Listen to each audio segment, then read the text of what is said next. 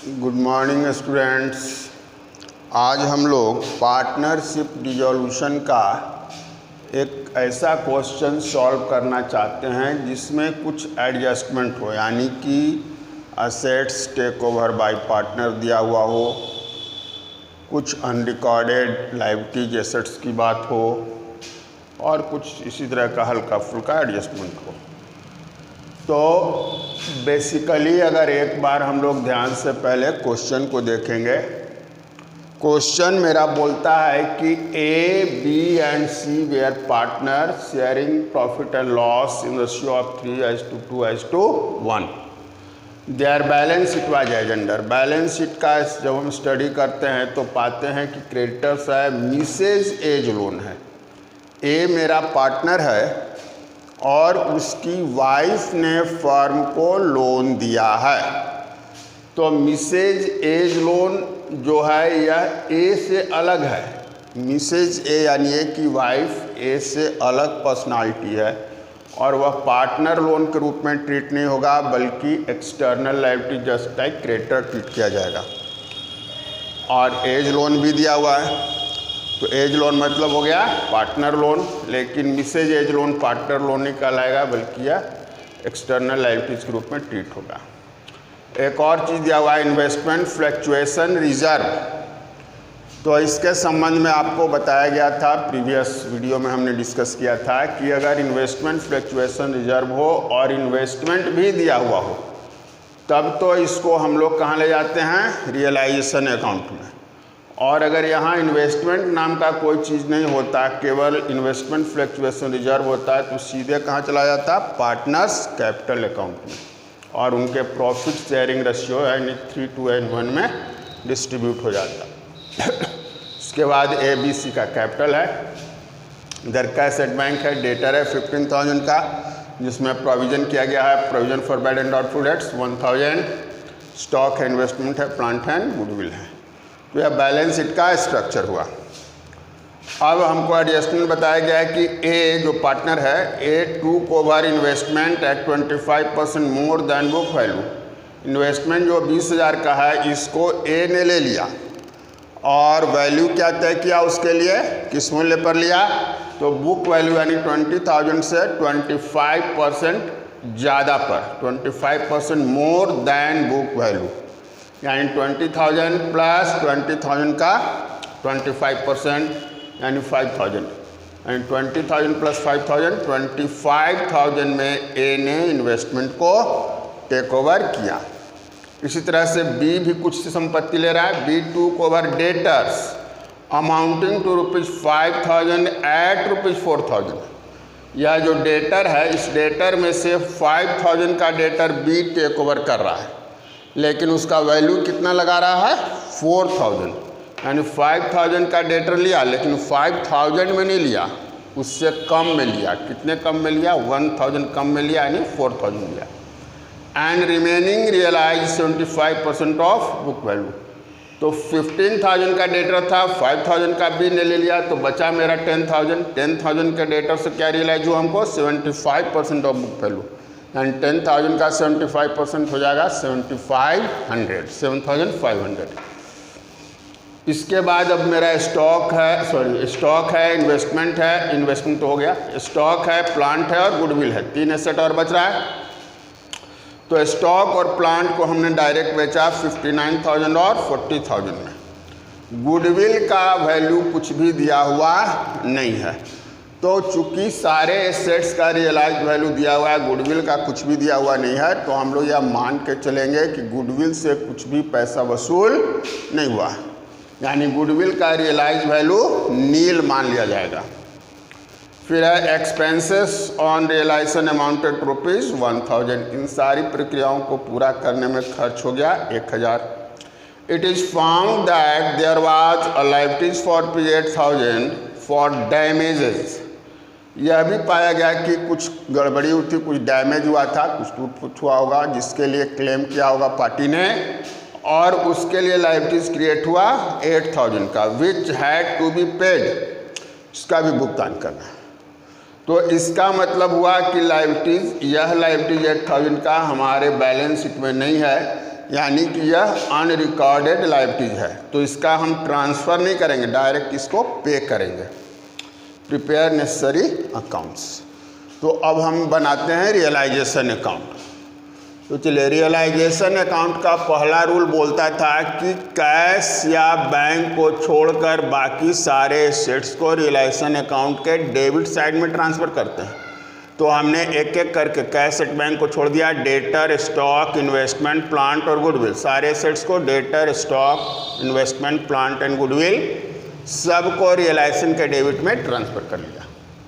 Step number 2 बोलता था कि पार्टनर्स लोन को छोड़कर सारे एक्सटर्नल लायबिलिटी को रियलाइजेशन के सीआर भाग में ट्रांसफ़र करते हैं। तो पार्टनर्स लोन को छोड़ने के बाद मेरे पास बचता है क्रेडिटर और एज लोन। तो क्रेडिटर्स और एज लोन को हमने सीआर भाग में ट्रांसफ़र कर दिया।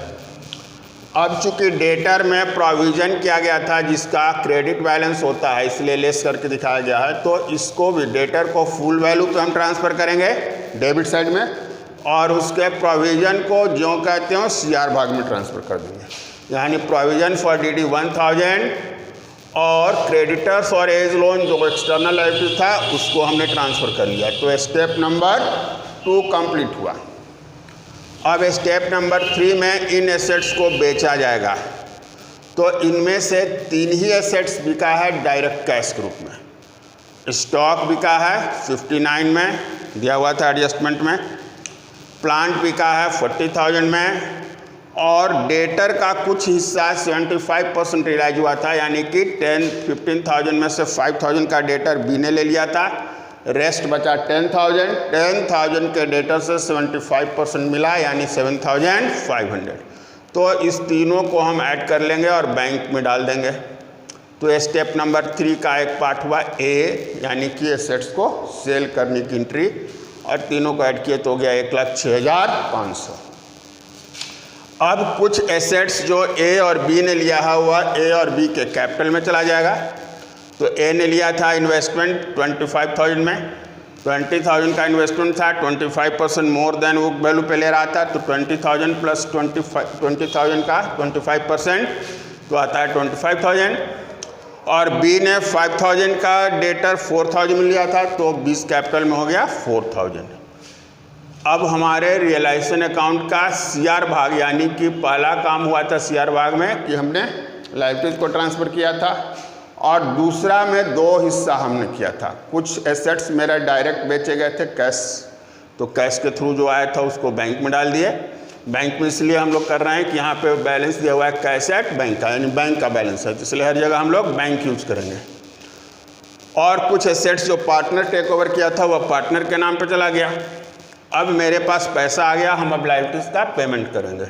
तो हमारे 2 लायबिलिटीज यहाँ नज़र आ रहे हैं, क्रेडिटर्स और मिसेज एज लोन। तो क्रेडिटर और मिसेज एज लोन का हम पेमेंट कर दिया टू बैंक में, यानी कि ये हो गया स्टेप नंबर 4। स्टेप नंबर 5 में हम लोग रियलाइजेशन एक्सपेंसेस को डालेंगे। बैंक में 1,000 दिया हुआ था, और नेक्स्ट स्टेप में हम लोग जो डैमेज यानी कि अनरिकॉर्डेड लायबिलिटीज है उसका पेमेंट करेंगे।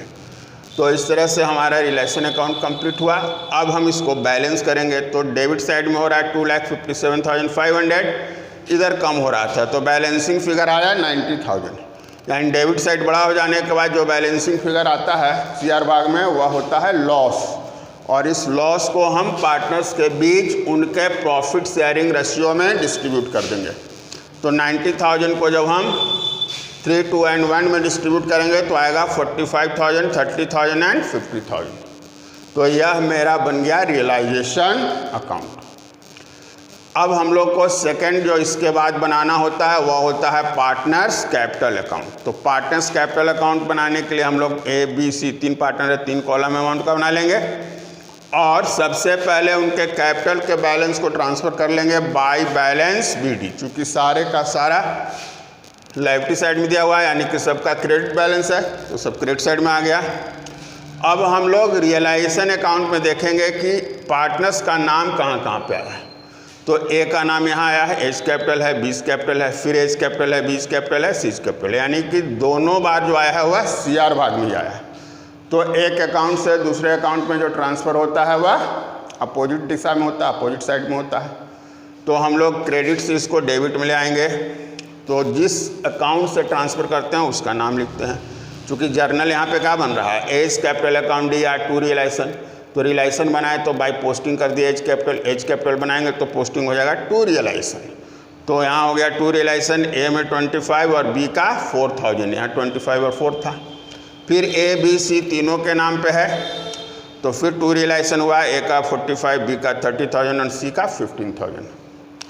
तो यह हो गया मेरा काम। अब कहीं भी ए और बी का नाम नहीं है, इधर भी कोई अनडिस्ट्रीब्यूटेड रिजर्व नहीं बच रहा है, तो हम अब पार्टनर्स कैपिटल को बैलेंस करेंगे। पार्टनर्स कैपिटल को जब हमने बैलेंस किया तो पाया कि ए का 5,000, बी का 32,000 और सी का 30,000 बैलेंसिंग फिगर आ रहा है। यह बैलेंसिंग फिगर उसको थ्रू बैंक या कैश हम पे करते हैं। तो चूँकि यहाँ सारा जगह बैंक हो रहा है इसलिए यहाँ पे बैंक के थ्रू इसका हम पेमेंट कर देंगे। तो यह मेरा कैपिटल अकाउंट बन जाएगा। अब बना एज लोन, ए लोन का खाता। ए लोन को हमने रियलाइजेशन ट्रांसफ़र नहीं किया था, क्योंकि रूल बोलता है कि पार्टनर्स लोन को छोड़कर शेष सारे लायबिलिटीज़ को ट्रांसफ़र करना होता है। तो एज लोन का अलग से हम सेपरेट अकाउंट बना देंगे। तो ए का बैलेंस था 8,000 एज लोन का, तो बाई बैलेंस बीडी में शो की 8,000 और इसका पेमेंट कर दिए 8,000, तो इसका काम खत्म। अब हम लोग को बनाना होगा बैंक अकाउंट। अकाउंट में हम लोग को क्या करना है भाई, तो सबसे पहले बैंक का बैलेंस देखना है। तो बैंक का बैलेंस 1000 था, हमने बैंक का बैलेंस बीडी डेबिट साइड में लिख दिया 1000। और इसके बाद जो जो अकाउंट हमने बनाया है, रियलाइजेशन बनाया है, पार्टनर्स कैपिटल बनाया है और एज लोन अकाउंट बनाया है, इन तीनों अकाउंट्स में हम ढूंढेंगे कि बैंक अकाउंट किधर है। अगर बैंक डेबिट में है तो हमको बैंक के क्रेडिट में ले जाना है, और अगर बैंक क्रेडिट में है तो उसको हमको बैंक के डेबिट में ले जाना है। तो हम लोग स्टार्ट करते हैं रियलाइजेशन अकाउंट से। रियलाइजेशन अकाउंट के CR भाग में बैंक है 1,06,500, तो बैंक के DR भाग में हो गया टू रियलाइजेशन के नाम पे 1,06,500। फिर रियलाइजेशन के DR भाग में बैंक है 1 बार, 2 बार और 3 बार, ये तीनों चला जाएगा CR भाग में। तो चला गया by realisation 23,500, by realisation 1,000 and by realisation 8,000। अब इसमें रियलाइजेशन अकाउंट में कहीं भी बैंक नहीं है।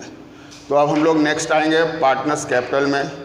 यहाँ भी डेबिट साइड में हमको बैंक नज़र आ रहा है, ए का, बी का और सी का, तो तीनों यहाँ से डेबिट में है इसलिए यहाँ चला जाएगा क्रेडिट में। एक एस कैपिटल में 5,000, बी कैपिटल में 32,000 और सी कैपिटल में 30,000। फिर एज लोन में डेबिट साइड में है बैंक, तो यहाँ चला जाएगा क्रेडिट में बाई एज लोन 8,000। अब इसका टोटल करेंगे जो दोनों तरफ टैली कर गया, तो टैली कर गया, इसका मतलब कि हमारा प्रोसेस सारा सही है।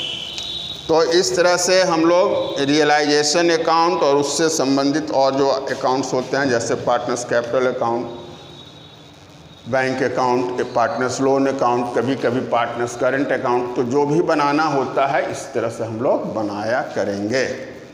तो यह एक छोटा सा क्वेश्चन था जो आपको डिस्कस किया गया। अब आप इसी के आधार पे और जो क्वेश्चन आपके बुक में होगा उसको कोशिश करके बनाने का उम्मीद है कि आपसे बनना चाहिए। तो आज इतना ही, थैंक यू।